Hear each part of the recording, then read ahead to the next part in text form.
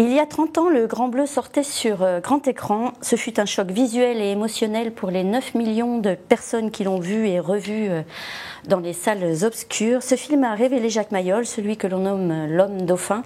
Il a également révélé la discipline dont il est l'icône, l'apnée. Jean-Marc Barre, bonjour et merci d'avoir accepté notre invitation. Jean-Marc, vous incarniez dans le Grand Bleu Jacques Mayol.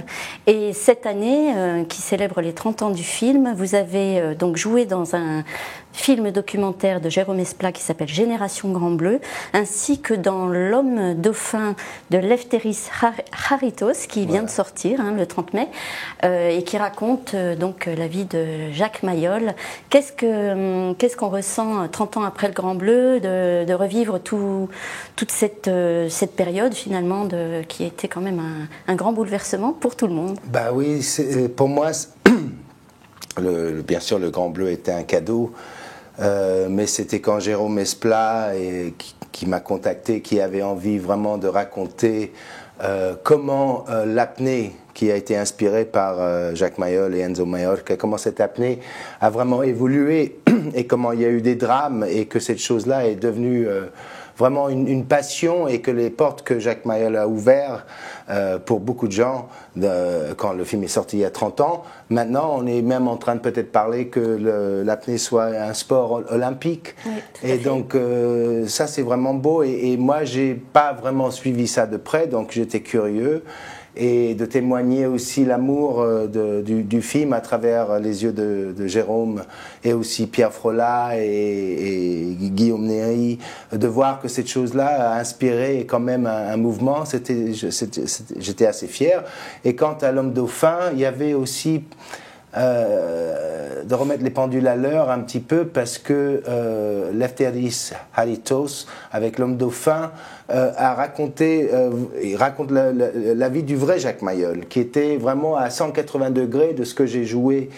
On voit quelqu'un qui a eu une passion, qui a tout lâché à 40 ans, une famille, tout, et qui a suivi cette passion et a vraiment mis son doigt sur la fontaine de la jeunesse. Il a vécu jeune jusqu'à 70, 72 ans, et une inspiration surtout dans la manière de son approche à travers le yoga et le zen, son approche vers la mer, et comment l'apnée est quelque chose de sensuel, de spirituel, et qui nous met en contact avec notre propre insignifiance.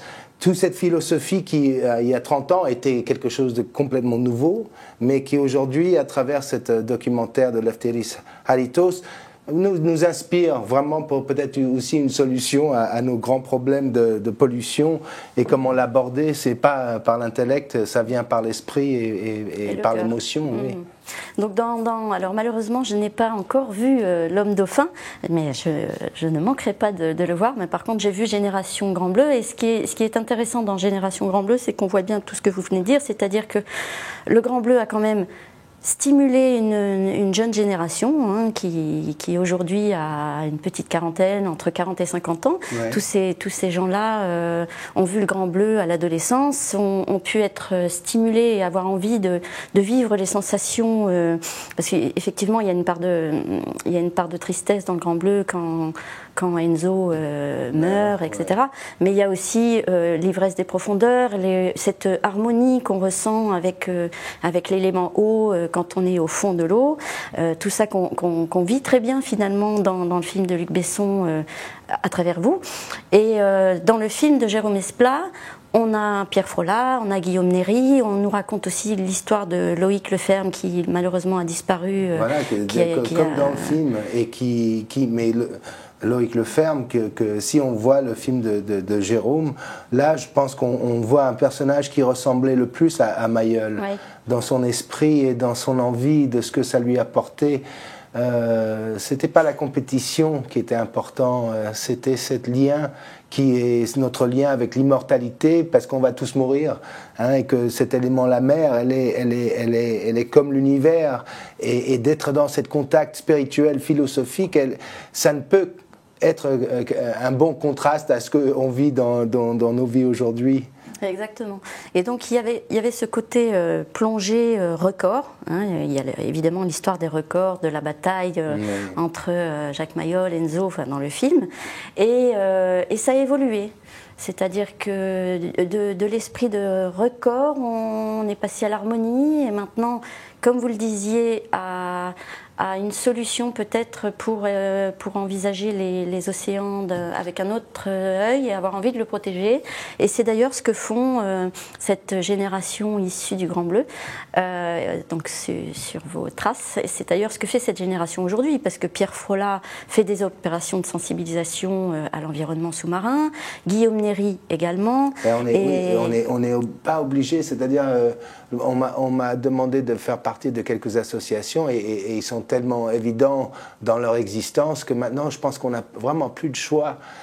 Ça commence, on voit à travers la folie des Américains qu'il y a vraiment un grand groupe qui veut que ça ne change pas et que ça s'appire. Donc maintenant, s'il y a une résistance à concevoir, c'est à travers des mouvements comme ça. Voilà, la génération Grand Bleu sera la génération de la résistance. Alors. Non, mais c'est sérieux parce que nous, les Américains, on est un peu malades et fous en ce moment. Oui, je rappelle quand même pour les gens qui nous regardent que vous êtes franco-américain. Voilà, création de la guerre. Donc dans Génération Grand Bleu, vous retournez sur Amorgos, hein, cette île grecque où ont été tournées beaucoup de scènes du Grand Bleu. Ouais. Et qu'est-ce que ça vous a fait de revenir sur ces lieux de tournage? C'est pour les gens qui ne connaissent pas les Cyclades, c'est vraiment un des plus beaux endroits du monde. Amorgos qui est connu pour son vent, quand tu te mets au-dessus de l'outro, je me souviens plus du nom de la ville, mais juste au-dessus où il y a le monastère, oui. Là tu comprends Icare, tu comprends comment c'est possible de voler et comment dire, de retourner 30 ans après et de voir qu'il y avait le Grand Bleu Café, le Big Blue Villa. Le Grand Bleu Café, je ne savais pas. Donc c'est un café qui, pendant des années, diffusait tous les soirs le Grand Bleu. Oui, illégalement. Mais non, c'est-à-dire que pour moi, je suis quand même californien de mentalité et je suis venu en Europe à 20 ans et tout d'un coup d'aller et d'avoir fait partie d'une petite mythe et d'être un peu le personnage central et de retourner là-bas comme si j'étais, en tout cas on me traitait comme un dieu et ça c'était quelque chose d'incroyable. Ah oui, ça devait et j'étais avec mon fils donc c'était super bien.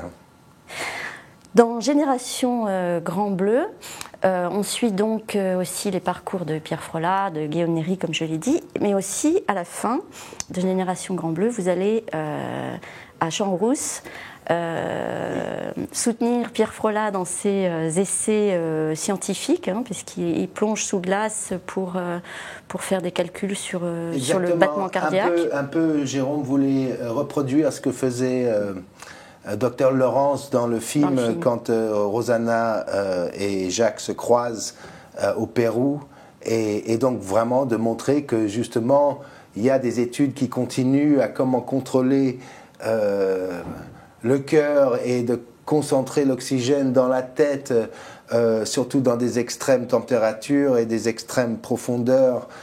Cette étude continue et elle est passionnante. D'accord.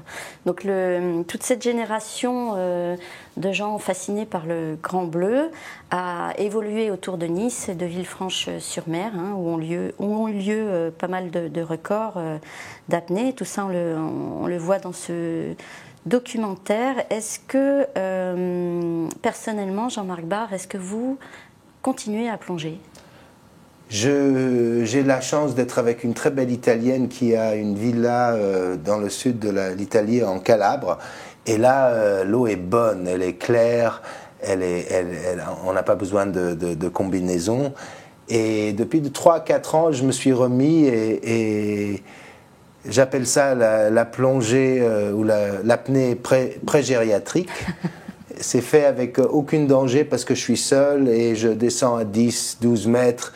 Et la sensualité de tenir le souffle de faire partie comme une poisson. Je préfère ça à nager.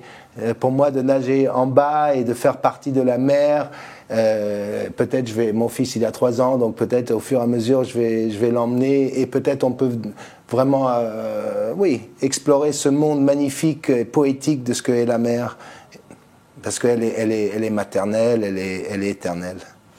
D'accord. Et vous m'avez dit que vous suiviez, maintenant que vous les avez rencontrés, je pense que vous les avez rencontrés à l'occasion du tournage de Génération Grand Bleu, que vous suiviez un peu les aventures de Pierre Frolla et Guillaume Néry sur Facebook. Sur Facebook, c'est-à-dire que il y a Francine Kreis aussi, leur accès à faire des photos avec des baleines, avec des requins, de montrer que cet monde...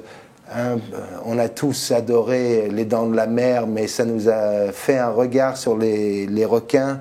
Ils ont bien souffert, et que c'est quant à tout, quant à notre regard sur les animaux.